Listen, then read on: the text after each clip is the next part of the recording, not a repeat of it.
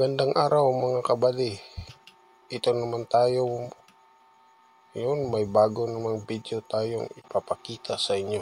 Ito ang paglalighting ng front shock ng Wave 100.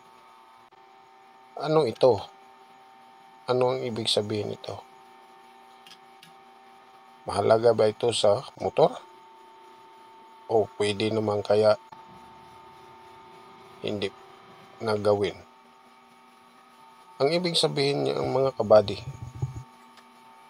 pwede naman siyang hindi. Kasi ang purpose ng paglalighting ng shock,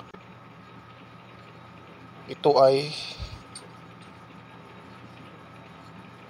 pang decoration lang sa motor. Ito ay uso na ngayon, lalong-lalo na sa mga teenager natin. Kung anong uso, yun ang ginagawa. May mabibili naman dyan, yung mga alloy. Pero kumpara dito sa pamasin mo siya, medyo mas mura siya ng presyo kaysa dong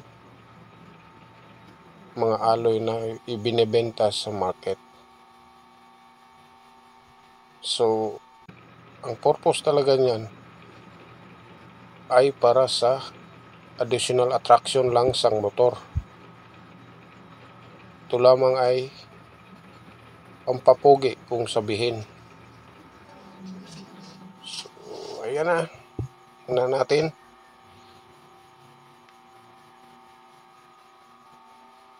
Ang pagkakat niyan mga kabady ay paunti-unti, pakunti-kunti. Hindi pwedeng ikakat yan ng pakakapal kasi masira yan, mabibiyak yan. Kaya ang pagkakating yan ay medyo maninipis. So, tingnan natin. Yan na siya. Medyo tapos na ang sa gitna. Dito naman medyo sa ibabaw ng konti.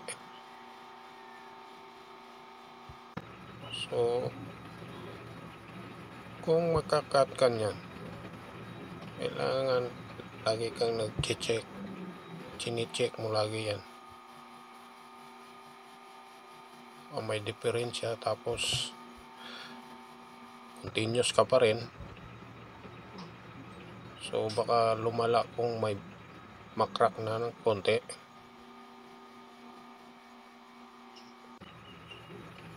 Ayan na guys.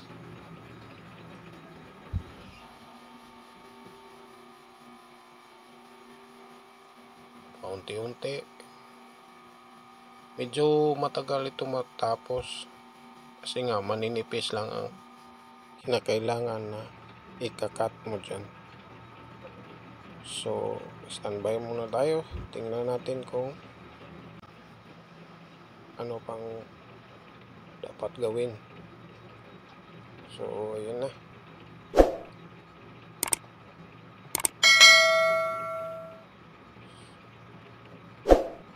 Ayan, paunti-unti. Tiyaga lang talaga, mga kabady. So, ayan. Tingnan natin. Ayan. Yung nilalagay dyan, yung tubig yan, mga kabady. Kasi umiinit yan eh. Yan, nilalagyan ng kaunting tubig. Yan, check na naman.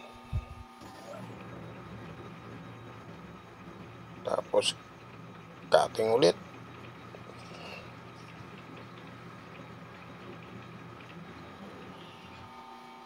Yan, check ulit.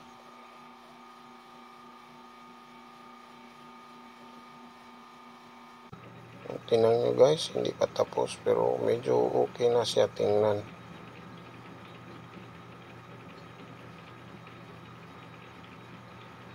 Ayan.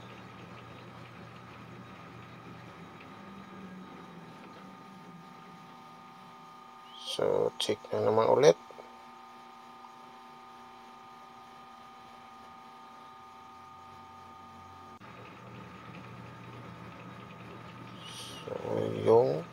Sa hulihan naman yung kinakat ng konti. Check na naman.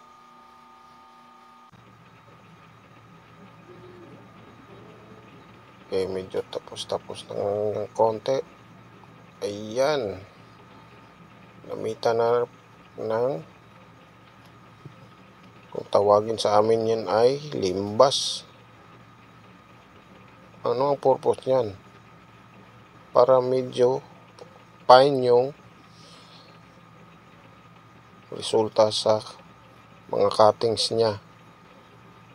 Ayan. Kasi nga sa blade na ginagamit, medyo hindi siya fine.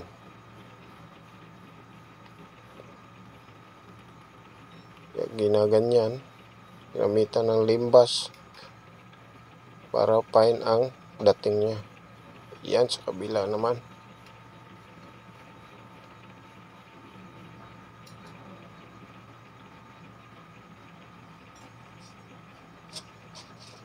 Pero yan ay hindi pa rin sapat.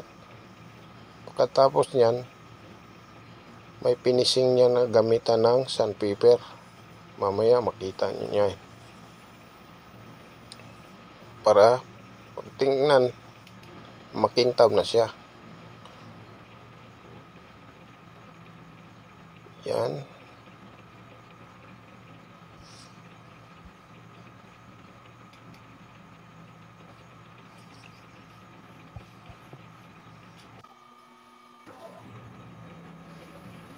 So, ayan na. Yan ang sinasabi ko mga kabady. Gamitan ng sandpaper sa finishing niya. Yan para makintab ang results. Ayan na. So ayan na guys, tapos na. Yan na ang finished product. Maraming salamat sa panonood. Huwag kalimutang mag-like, share, and subscribe. Maraming salamat po sa inyong lahat.